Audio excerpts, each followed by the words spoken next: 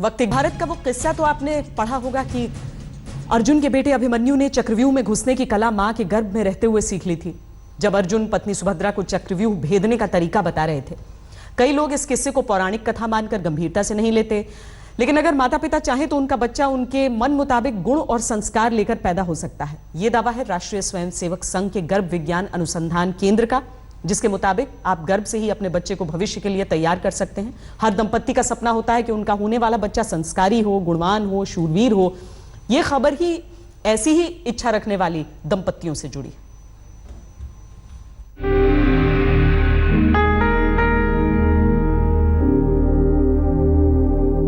सांवले माँ बाप का बच्चा दूध सा गोरा हो सकता है। माँ बाप छोटे कद काठी के हों तो क्या उनके बच्चे का कद लंबा हो सकता है? माँ बाप का आईक्यू लेवल कितना भी कम क्यों ना हो, उनका बच्चा आइंस्टीन जितना बुद्धिमान हो सकता है? बिल्कुल हो सकता है। लेकिन क्या कोई इस बात की गारंटी ले सकता है? बिल्कुल ले सकता है। राष्ट्रीय स्वयंसेवक संघ के हेल्थ विंग आरोग्य भारती से जुड़े गर्भ विज्ञान अनुसंधान केंद्र का दावा है कि संस्कारी संतान के इच्छुक बस एक बार मिल तो लें। गर्भ संस्कार कोई आज का विषय है या आज से किया, ये नहीं था। ये था हमारी प्राचीन परंपराओं से था। ये हमारे पास ज्ञान, हम कुछ हमारे ज्ञान को ही हम भूल गए हैं।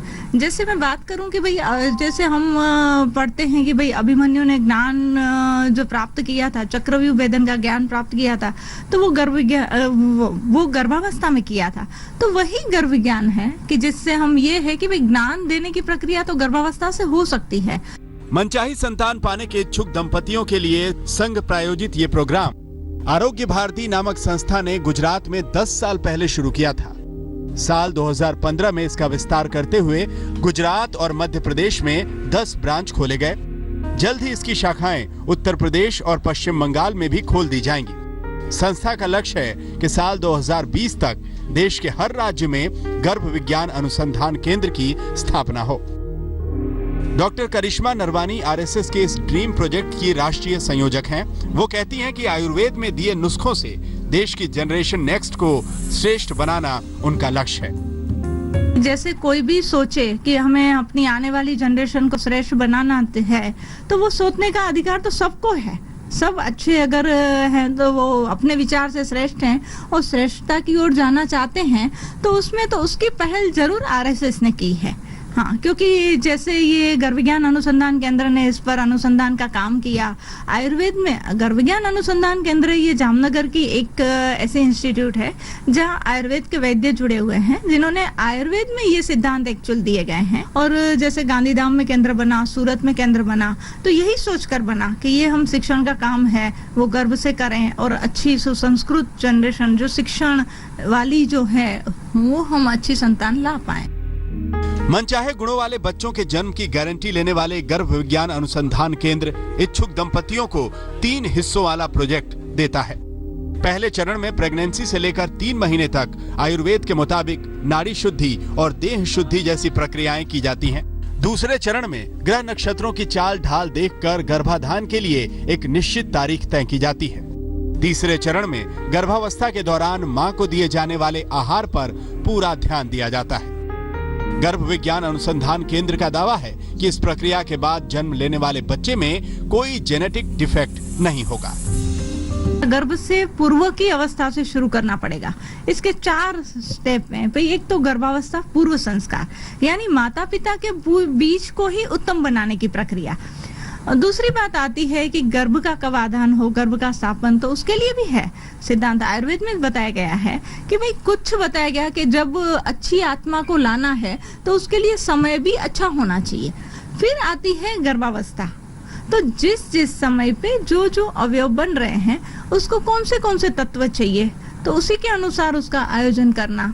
जैसा माँ का मन रहता है वैसे ही गर्भ का मन बनता है, तो उस समय वो माँ का मन कैसा रहे, तो उसके लिए पूरा प्लान कि भाई वो क्या सोचे, क्या पढ़े, तो उसके मन को प्लेजेंट रखा जाए, वो प्रसन्न चित्त रहेगी तो गर्भ का विकास उत्तम होगा। यानी इस प्रक्रिया के बाद जन्म लेने वाले बच्चे को संस्कारी और होनहार बनाने के लिए माँ बाप को ज्यादा मेहनत नहीं करनी होगी, क्योंकि बच्चा गर्भ से ही सब कुछ सीख कर पैदा होगा।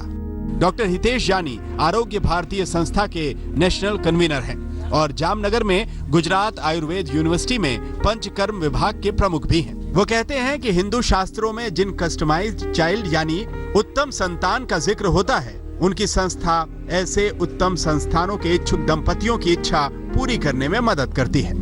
कुल मिला के 450 दंपति इसमें शामिल हुए और उनके बच्चे जन्मे हैं, बहुत स्वस्थ।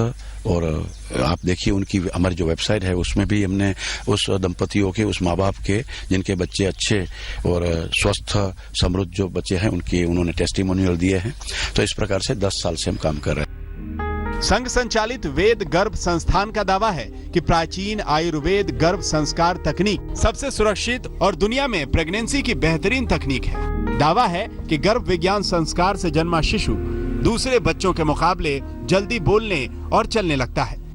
गर्भ विज्ञान संस्कार से जन्मे शिशु में क्रिएटिविटी, आत्मविश्वास, साहस, प्यार और प्रसन्नता के गुण कूट-कूट कर भरे होते हैं।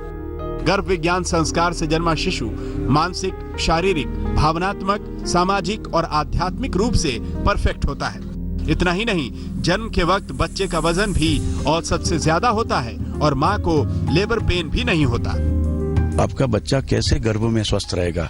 उसको जन्म से विकृतियां आ रही है, जो जेनेटिक डिसऑर्डर आज फैल रहे हैं, डायबिटीज फैल रहा है, तो उसके हिसाब से जब बीज शुद्ध होगा, तो बीज जब शुद्ध होगा और फिर 9 महीने की जो परवरिश होगी वो बराबर होगी, तो फिर बच्चा अच्छा आने वाला ही है।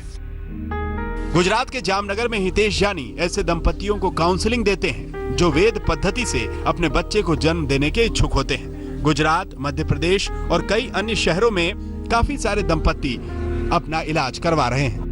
आप जैसी संतान चाहते हो, मतलब जिसे गुणों वाली, इच्छित गुणों वाली संतान अगर आप चाहते हो तो उसको गर्भधान से पूर्व 4 मास से ही इसकी प्रक्रिया शुरू होती है, जिसमें शरीर शुद्धिकरण होता है।